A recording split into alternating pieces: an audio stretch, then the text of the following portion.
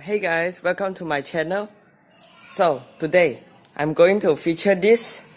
This is the 7th generation facelifted Honda City 1.5 E-Spec. So as you can see from the looks, right, it's a bit major difference from the 6th generation. So you don't get the LED DRL in the 6th generation, but you get it in the 7th generation. So they actually redesigned the front grille to make it a bit sporty look. So we also got the shark fin antennas, which the older 6th generation also got. And as you can see, this is the E-Spec, so it doesn't get the LED headlamps. So this light is basically the last generation E, V, S, S Plus Honda City headlights. So they actually put some diffuser and some honeycomb grille, honey shape, black garnishing down here. So you also got the chrome door handles. So this is basically the difference of the 6th generation Honda City and this difference. Okay, so let's not talk much. So let's start with the looks. So let's start with the headlight. So in this generation, like the Honda City S, E, which is this spec, doesn't get the LED headlamps. You get the halogen reflectors. And you also don't get the fog lamps. So LED headlamps and the fog lamps, you only get the V-Spec and the hybrid. The hybrid actually uses the E-Spec equipment. So there are no major difference of the City hybrid looks and the City E. So here we got the Honda signature brick chrome grille and some grille running through some chrome finishing running through the headlights. And here we got one more small chrome down here. So on the City S and E, you doesn't get the front side sensors, only the V-Spec you get. Let's take a look at the side. So this is actually the middle spec, the E-Spec, but I don't know why the rim is the standard model. I asked the owner, they said they bought the car and then this wheel goes in. So I don't know why. I think this tire is not really enough, so they put this. So this tire is actually 175, 65, 15-inch wheel with 10-spoke dual tone rim design. But I actually prefer this than the full spec one, the 17-inch. The maintenance cost will be very high. I think this is pretty okay. And this front uses ventilated discs and brake use drums. I remember the last generation City, they uses this brake all around the car. So I think it's a cut cost. So here we got the LED signal indicators right here into the side mirrors. And this car is equipped with the chrome door handle with the keyless entry with both front doors. On the back, I already tell this is the halogen taillight. You only get the LED at the hybrid and the V-Spec. Some grille the chrome running through, and the IV tag badge. So this City does use a 1.5 liter double head cam, 4-cylinder inline 4 petrol engine, or standard across the range. So you got a shark fin antenna up here. The third brake ride is actually located inside the car. Some reflectors. Reverse sensors are also standard across the range. So in my opinion, I quite prefer this City with the Toyota Vios. I think this is worth the price because it is cheaper than the Vios. So yeah, this is the exterior look of this 2000 and 2018 Honda City exterior tour. Let's take inside the car. So this is the standard Honda keys. So as you can see, once you unlock, the side mirrors will automatically fold out, and you lock it, the side mirrors will automatically fold in. So to unlock, tap your hand behind the front door handle. It's quite solid. Okay. So here we got some fabric finishing, some hard plastic, but I think it's not a big deal. Okay, so let's close the car. So let's start the car. You see, it's some heartbeat kind of look, which I think is pretty futuristic. Standard Honda cars, you also get a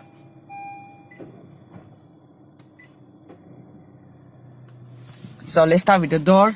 So all the windows in this car are powered. Only the driver's side gets auto down and up function, central locking, and window lock. So we got some piano finishing running through the dashboard. And here we got the econ buttons, which provides a good fuel consumption and will reduce your throttle response. And side mirror adjustable, side mirror automatic fold function. So here we got the autos. This is basically when you lock the car, if you off this, the side mirrors will not automatically close. And this is the traction control off, light height adjustments. And surprisingly, this car does come with paddle shifters. I quite like this. The quality feels very high quality in my opinion. And this is standard Honda 3-spoke steering wheel. But you also got the cruise control settings. And some menu button which control this particular screen. Sorry. And so here we got the receive call and uncall function. It's a rather red power steering. It's pretty light though. So at here we got the traditional three oval shape speedo cluster that you get in Honda BRV and most of the Honda cars except the Honda Civic and the Honda CRV. But I think this is more okay for me. It's got some LED lights. So this the function is when you drive very efficiency, they will come green. When you drive not very few efficiency, it will be blue light. Sorry. And here now we are got trip air, odometer, and temperature, fuel gauge. So now it goes to the range, average fuel consumption, trip B, time, and back to the. So it's pretty simple, but it's digital. I think it's alright. So moving on. When you start the car, the start button will be red. Whoa, it looks like they want you to drive faster. Signal indicator. Okay lah, the sound. So you got the touch panel icon. You get on the Honda HR-V too. So you got the temperature, fan speed, automatic icon off, recirculations, front defrost, rear defrost, and different modes. So on the touchscreen, you also got the HDMI with Bluetooth connectivity function.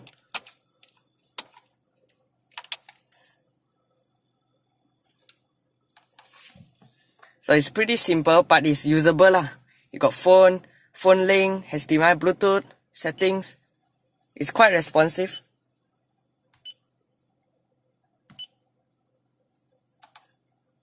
Volume button. So this car does equip with a CVT gearbox or standard across the range. The Honda doesn't bring in the manual version. So I think if you want a more sporty drive, this CVT does. Please note that this CVT cannot drive very fast except you put on the S mode. If you put a D mode, you continue driving fast, it will spoil the CVT gearbox. So here we got the 12-volt power sockets, 2 cup holders, and this car does equip with the rear camera.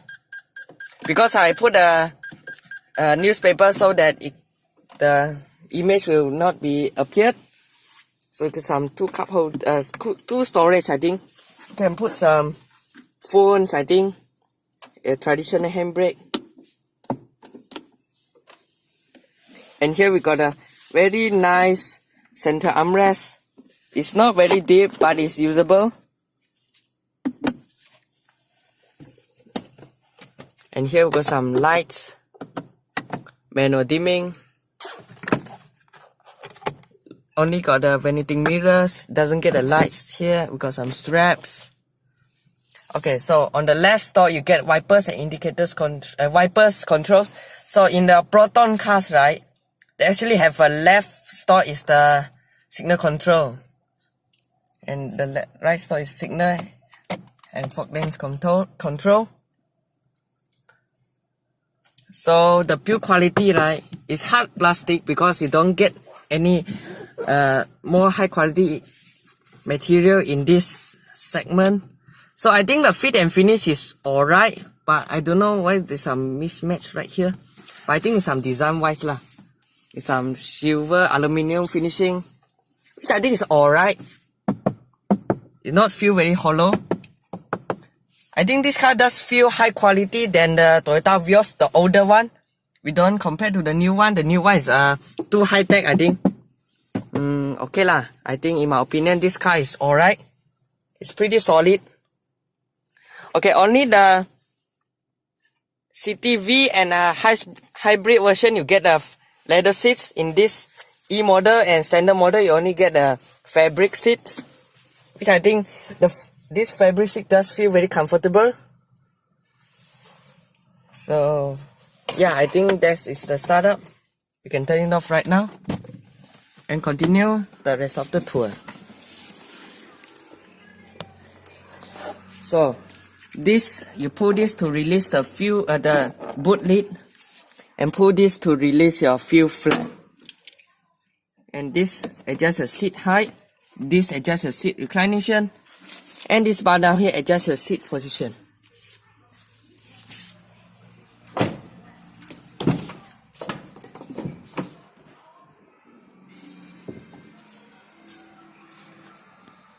So you also got some fabric finishing, chrome door handle, some storage.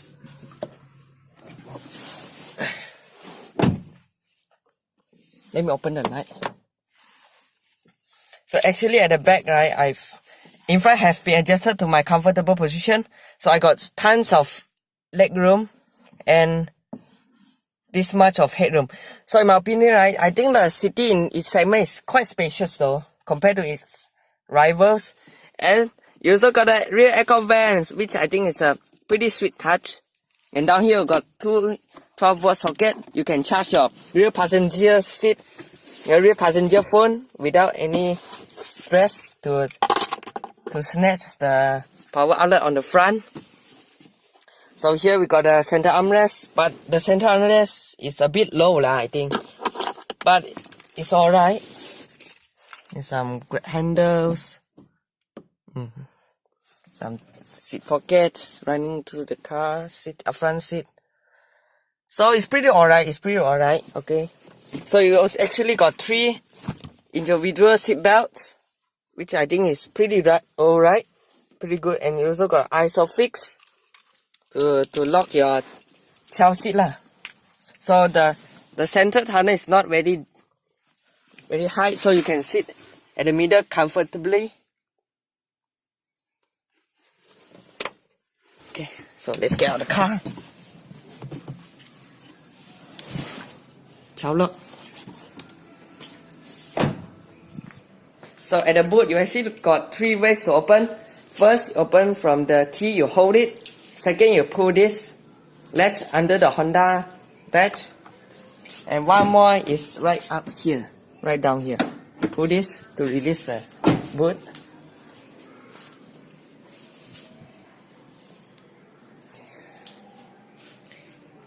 Actually, in my opinion, right, this Honda City boot does look a bit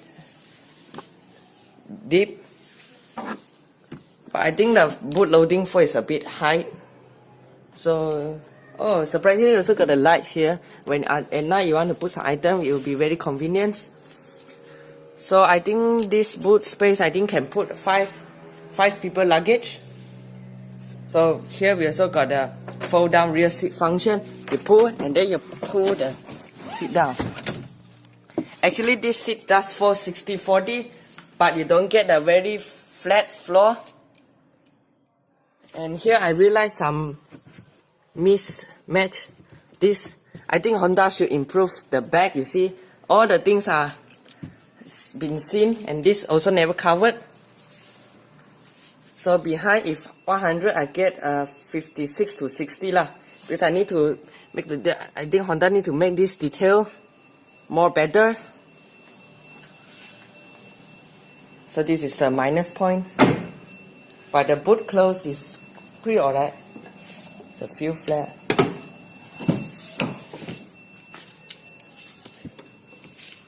This back seat does not have a adjustable, so you actually lose out the flip up function. I think you get at the Honda Jazz. I don't think the City gets. So not a big deal, as long as you can put items.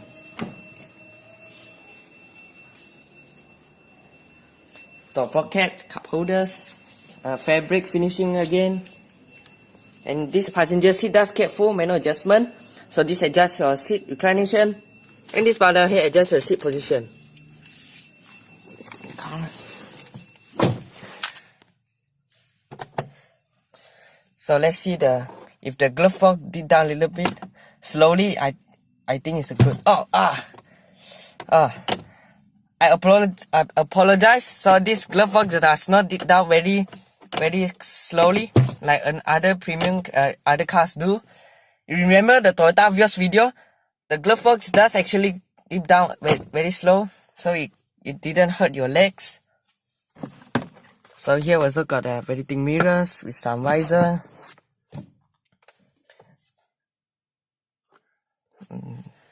So yeah, let's get up.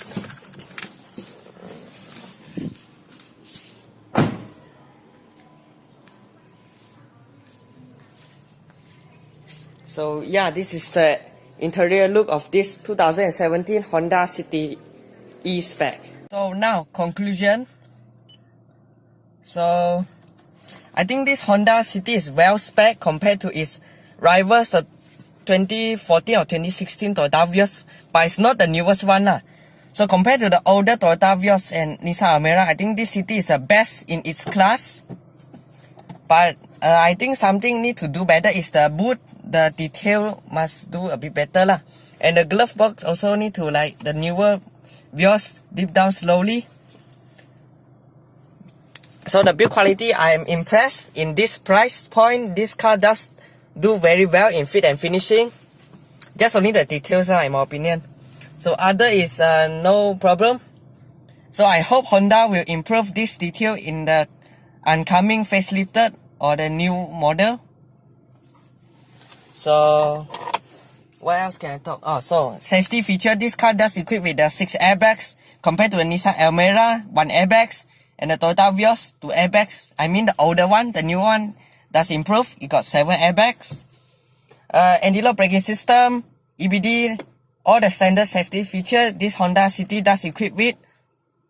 So yeah, so this is my conclusion about the car, the Honda City E-Spec. So thank you guys. So if you have any comments, please comment down below and let me know. And yeah, so thank you guys, and be sure to subscribe my channel and like, and goodbye. Chill.